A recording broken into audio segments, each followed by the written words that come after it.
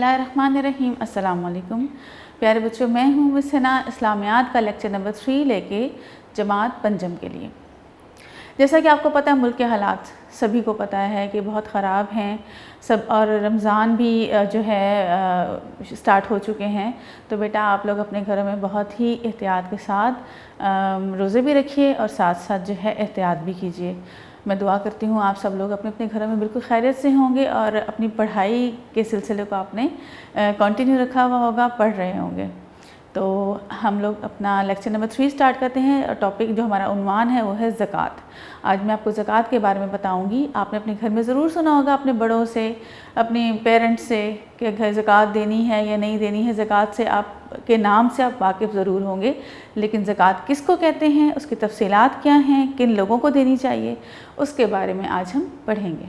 ठीक है, तो हम बुक की रीडिंग करते हैं। जी बेटा, आज का हमारा टॉपिक है ज़कात। इसके बारे में मैं आपको बताती हूँ कि ज़कात किसको कहते हैं। ज़कात के मायने हैं पाक होना और बढ़ना। जब हम अपने पैसों के में से कुछ हिस्सा गरीबों को या जो हकदार हैं उनको दे देते हैं तो उससे हमारा माल पाक भी होता है, पाक साफ़ हो जाता है। जैसे वज़ू करने से हम बिल्कुल पाक हो जाते हैं, उसी तरह हमारा माल बिल्कुल पाक हो जाता है। और हमें ऐसा हम समझते हैं कि शायद हमने पैसे दे दिए हैं तो हमारे पैसे कम हो गए हैं, ऐसा नहीं होता।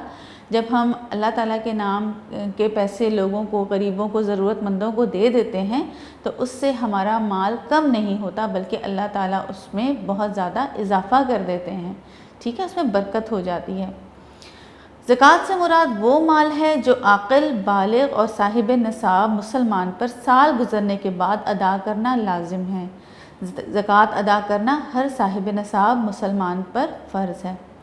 साहिब निसाब का मतलब ये होता है कि एक ख़ास मकदार में, एक ख़ास अमाउंट में रकम का वो हिस्सा आपके पास, किसी भी इंसान के पास पूरे साल तक उसी क्वांटिटी में, उसी मकदार में मौजूद रहे। जैसे अगर आपके पास 10,000 रुपये हैं तो वो एक साल तक 10,000 ही रहेंगे, तो आपको उसके ऊपर कुछ हिस्सा ज़कात का देना है। और किन लोगों को देना है? जो ज़रूरतमंद हैं, जो हकदार हैं, उनको देना है। साहिब निसाब उस शख्स को कहते हैं जिसके पास, ये मैंने आपको भी बताया, कि एक ख़ास मकदार में माल जमा हो और उस पर एक साल गुजर जाए। निसाब ज़कात से मुराद माल की वो मकदार है जिस पर ज़कात फ़र्ज़ हो जाती है। इस्लाम के मुक़र्रर करदा निसाब ज़कात में दर्ज झेल चीज़ें शामिल हैं। वो आपको ये बता रहे हैं कि किन किन चीज़ों के ऊपर ज़कात वाजिब होती है, कि हमारे पास ऐसी कौन सी चीज़ें हैं, कितनी मकदार में। अगर हमारे पास 7.5 तोले सोना या 52.5 तोले चांदी या उसके कीमत के बराबर हमारे पास नकद रकम, मैं ये समझती हूँ कि आपका माइंड जो है, आपकी जो सोच है अभी इस बात को समझने के लिए उतनी रिफाइंड, उतनी बड़ी नहीं है कि आपको ज़कात की तफसीलात बहुत अच्छी तरह समझ में आए। लेकिन कुछ ना कुछ जब आपको मैं पढ़ाऊँगी, समझाऊँगी, तो उसमें से कुछ ना कुछ हिस्सा जो है आपकी समझ में ज़रूर आएगा। तो ये उन्होंने हमें एक अमाउंट बता दी है, एक मकदार बता दी है कि जिसके पास इतना गोल्ड है, इतना सोना है या इतनी चांदी है और इसके बराबर की रकम मौजूद है और वो एक साल तक उसमें कोई कमी नहीं हुई, वो इसी तरह आपके पास पड़ी रही, तो इसका मतलब कि आपने उसके ऊपर कुछ परसेंट, कुछ जो है हिस्सा जो है ज़कात का देना है और लाजमी देना है। अगर आप नहीं देंगे तो आपका माल पाक नहीं होगा। ज़कात का हुक्म कुरान पाक में बार बार आया है और हमेशा नमाज के साथ आया है कि जितनी अहमियत नमाज पढ़ने की है उतनी ही अहमियत ज़कात देने की भी ज़रूरी है। ज़कात किन लोगों को देनी चाहिए? अल्लाह ताला ने कुरान पाक में बता दिया है कि कुछ 8 मसारिफ़ ज़कात हैं, 8 लोग हैं जिनको ज़कात देना वाजिब है। वो कौन कौन से हैं? उनमें गरीब हैं, मुस्तहकीन हैं, वो और बेवा हैं जिनके घर में कोई कमाने वाला नहीं है, या कुछ ऐसे लोग हैं जो लोगों की मदद करने के लिए ज़कात इकट्ठी करते हैं। कुछ ऐसे लोग जो लोगों की मदद करने के लिए ज़कात इकट्ठी करते हैं, या जो मुसाफिर हैं, जो सफ़र में हैं और उनके पास पैसे ख़त्म हो गए हैं, तो वो भी किसी से मदद ले सकते हैं ज़कात की सूरत में। جیسے اگر ہم سفر پہ کہیں جا رہے ہیں اور ہر راستے میں ہمارے پیسے ختم ہو گئے ہیں، چوری ہو گئے ہیں، گم گئے ہیں، کچھ بھی اس طرح سے، تو ہم کسی بھی وہاں سے گزرنے والے سے یا کسی وہاں کے آس پاس کے لوگوں سے زکوٰۃ کا کہہ کے ہم مالی مدد لے سکتے ہیں۔ زکوٰۃ کی ہمارے اس میں معاشرے میں کیا اہمیت ہے اور اس کی فضیلت کیا ہے، اس کے بارے میں پڑھتے ہیں۔ زکوٰۃ اسلام کا تیسرا اہم رکن ہے۔ زکوٰۃ ایک مالی عبادت ہے۔ زکوٰۃ آپ نے اسلام کے ارکان پڑھے ہیں، جس میں نماز، روزہ، زکوٰۃ، حج اور جہاد ہے۔ تو نماز کے بارے میں بھی آپ جانتے ہیں، زکوٰۃ کے بارے میں آج ہم پڑھ رہے ہیں، نماز روزے کے بارے میں آج بھی آپ کو پڑھایا گیا ہے۔ اب یہ تیسرا جو رکن ہے وہ ہے زکوٰۃ۔ یہ وہ ارکان ہے جن کے بغیر ہمارے اسلام کی، ہمارے مذہب کی کا کوئی وجود نہیں ہے، مکمل نہیں ہے۔ ہمارا اسلام ان پانچوں ارکان کے بغیر نامکمل ہے۔ تو یہ زکوٰۃ اسلام کا تیسرا رکن ہے۔ یہ مالی عبادت ہے، یعنی جب ہم مال سے لوگوں کی مدد کرتے ہیں، خاص طور سے ڈھونڈ کے ان لوگوں کو جو صحیح میں زکوٰۃ کے مستحق ہیں، زکوٰۃ کے حقدار ہیں، ان تک پہنچانا مالی عبادت ہے۔ اللہ تعالیٰ نے قرآن مجید میں بہت سے مقامات پر نماز کے ساتھ زکوٰۃ ادا کرنے کا حکم دیا ہے۔ ارشاد ربانی ہے، یعنی اللہ تعالیٰ کا ارشاد ہے۔ اللہ تعالیٰ نے فرمایا وَآتُوا الزَّکَاةَ وَاقْرِضُوا اللَّهَ قَرْضًا حَسَنًا، ترجمہ، اور زکوٰۃ ادا کرتے رہو اور اللہ کو نیک اور خلوص نیت سے قرض دیتے رہو۔ یہ یہاں پر لکھا ضرور ہے کہ قرض، لیکن ہم ایک طرح سے تجارت کرتے ہیں، ایک طرح سے بزنس کرتے ہیں۔ ہم یہ سوچ سکتے ہیں کیا کہ اگر ہم اللہ تعالیٰ کے ساتھ تجارت کریں، اللہ تعالیٰ کے ساتھ بزنس کریں، تو کیا ہمیں کبھی نقصان ہو سکتا ہے؟ کبھی بھی نہیں ہو سکتا۔ تو ہمیشہ یہی سوچ کر آپ زکوٰۃ ضرور نکالنی چاہیے سب کو، جن کے پاس جن کو اللہ میں نے اتنا نوازا ہے کہ جن پر زکوٰۃ لگتی ہے، زکوٰۃ واجب ہے، زکوٰۃ لازم ہے، ان لوگوں کو لازمی طور پر زکوٰۃ دینی چاہیے۔ اللہ تعالیٰ کی راہ میں خرچ کرنا ایک افضل عبادت ہے، بہترین عبادت ہے۔ یہ اللہ تعالیٰ کے ساتھ بہترین تجارت بھی ہے، جس میں انسان کے لیے بہت سے فائدے ہیں۔ سب سے پہلی بات اللہ تعالیٰ نے فرمایا ہے کہ سب سے پہلے اپنے آس پاس رشتہ داروں میں، اپنے بہن بھائیوں میں دیکھیں کہ کوئی ضرورت مند تو نہیں ہے، جس کے گھر میں بہت تنگ دستی ہے، جن کے گھر میں کھانے پینے کی تنگی ہے۔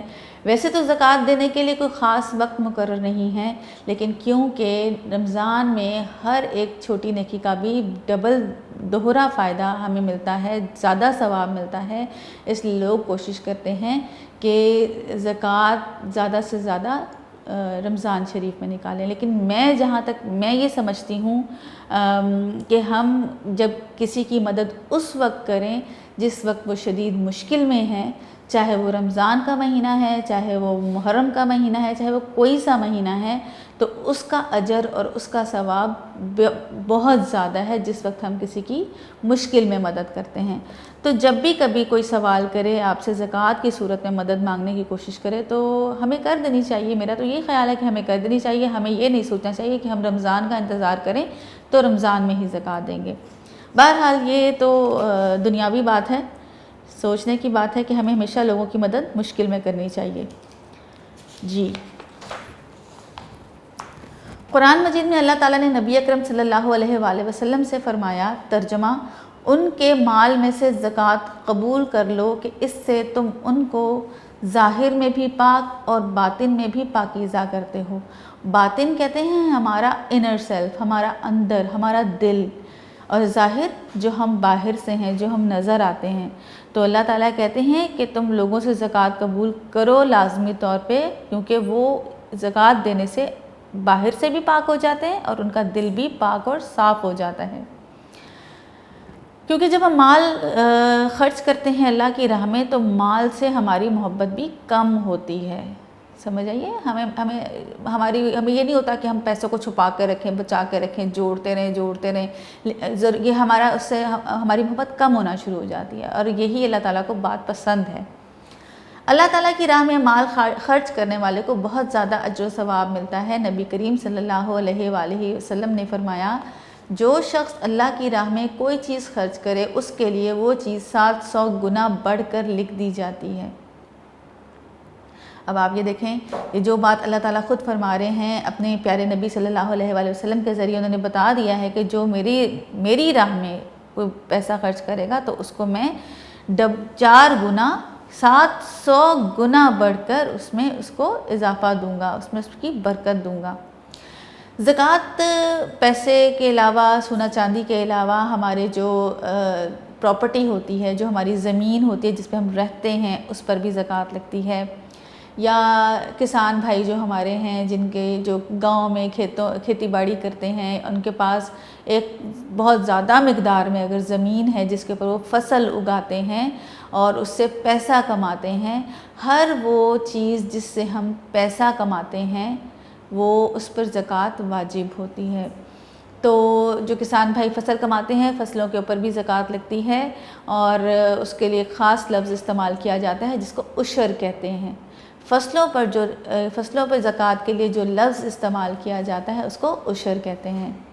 اس کے علاوہ جو مویشی جانور جیسے گائے بھینسیں لوگوں نے رکھی ہوتی ہیں اور اس سے خوب ڈھیر سارا کاروبار کرتے ہیں، دودھ بیچتے ہیں، گھی بناتے ہیں، اور اس سے ان کا جو ذریعہ آمدن ہے وہ کمانے کا ذریعہ ہے، تو مویشیوں کے اوپر بھی جو ہے زکوٰۃ لگتی ہے، اس پر بھی واجب ہے، وہ بھی ایک خاص مقدار میں، کہ آپ کے پاس جیسے انہوں نے بتایا کہ 7.5 تولے سونا ہے اور اس کے ایکول آپ کے پاس، اس کے برابر آپ کے پاس اگر جانور ہے تو اس کے اوپر بھی زکوٰۃ لگے گی، واجب ہوگی۔ اس کے بعد ہے جی زکوٰۃ کے فوائد اور معاشرتی اثرات، کہ زکوٰۃ کے فائدے کیا ہیں اور اس کے ہمارے معاشرے پر، ہمارے سوسائٹی پر، ہمارے لوگوں پر اس کے اثرات کیا ہوتے ہیں، کیا فائدے ہوتے ہیں اس کے، ٹھیک ہے۔ سب سے پہلی بات فرمان مصطفیٰ صلی اللہ علیہ وآلہ وسلم ہے کہ صدقہ گناہوں کو ایسے مٹا دیتا ہے جیسے پانی آگ کو بجھا دیتا ہے، اور یہ جو صدقہ ہے، یہ جب ہم صدقہ دیتے ہیں تو ہم قیامت والے دن اسی صدقے کی چھاؤں میں، جب تیز تپتی دھوپ ہوگی، جھلسا دینے والی، آگ لگا دینے والی جو دھوپ ہوگی، اس دھوپ میں یہ صدقہ ہی ہمارے اوپر چھاؤں کیے ہوئے ہوگا۔ تو صدقہ دیتے رہنا چاہیے، اور وہ بتا رہے ہیں کہ ایسے مٹاتا ہے گناہوں کو ہمارے جیسے پانی آگ بجھا دیتا ہے۔ تو اب آپ یہیں سے اندازہ لگائیں کہ اس کی کتنی اہمیت ہے۔ اچھا جی، نمبر 1، زکوٰۃ ادا کرنے سے اللہ تعالیٰ کی رضا اور قرب حاصل ہوتا ہے۔ اللہ تعالیٰ کی رضا یعنی خوشی، اور قربت، ہم اللہ تعالیٰ کے قریب ہو جاتے ہیں اور اللہ تعالیٰ خوش ہوتے ہیں۔ زکوٰۃ ادا کرنے سے مال پاک ہو جاتا ہے، صاف ستھرا ہو جاتا ہے، دھل جاتا ہے۔ زکوٰۃ ادا کرنے سے مال میں کمی نہیں آتی بلکہ اللہ تعالیٰ کی طرف سے برکت شامل ہو جاتی ہے۔ ہمیشہ جب ہم پیسہ اللہ کی راہ میں دیتے ہیں تو اس میں برکت ہوگی، کبھی بھی کمی نہیں آتی۔ زکوٰۃ ادا کرنے سے انسان کا دل مال کی محبت سے پاک ہو جاتا ہے، ہمیں اپنے مال سے محبت ختم ہونے لگتی ہے۔ جب ہم بانٹ کے کھاتے ہیں، جب ہم کوئی چیز تقسیم کر کے کھاتے ہیں، مل جل کر کھاتے ہیں، تو ہمیں ہماری اس سے محبت کم ہوتی ہے۔ زکوٰۃ ادا کرنے سے آپس میں محبت بڑھتی ہے، آپس میں ہمدردی کا جذبہ پیدا ہوتا ہے، اور اس سے کیا ہوتا ہے کہ معاشرے سے غربت کا خاتمہ ہوتا ہے۔ جب ہم ضرورت کے وقت لوگوں کی مدد کریں گے اور ایک مخصوص مقدار میں، ایک صحیح مقدار میں آپس میں، سب سے پہلے میں نے آپ کو بتایا اگر بہن بھائیوں کو دیں گے یا ضرورت مندوں کو دیں گے، یا اور اگر ہم یہ بھی کر سکتے ہیں کہ ہم جو ضرورت مند ہیں ان کو کوئی چھوٹا سا کاروبار کروا دیں، چھوٹا موٹا کاروبار کروا دیں، تو اس سے کیا ہوگا کہ معاشرے میں لوگوں جو ہے تنگ دستی ختم ہوگی، لوگ کام کرنا شروع کریں گے، مانگنا ختم کریں گے، اور غربت کا خاتمہ ہوگا، غریب لوگ ختم ہونا شروع ہو جائیں گے۔ زکوٰۃ ادا کرتے ہوئے اس بات کا خیال رکھنا چاہیے کہ یہ صرف اصل حقدار ہی کو ملے، ہمیں ثواب تبھی ملے گا جب ہم صحیح حقدار کو، جو اصل میں اللہ تعالیٰ نے بتایا ہے کہ کن لوگوں پر زکوٰۃ واجب ہے، اگر ہم صحیح بندے تک پہنچائیں گے، صحیح حقدار تک پہنچائیں گے، تبھی ہمیں اس کا ثواب ملے گا۔ جب معاشرے میں موجود تمام افراد کی بنیادی ضرورتیں پوری ہوں گی تو وہ باعزت شہری کے طور پر معاشرتی ترقی، خوشحالی اور امن کے لیے کام کریں گے۔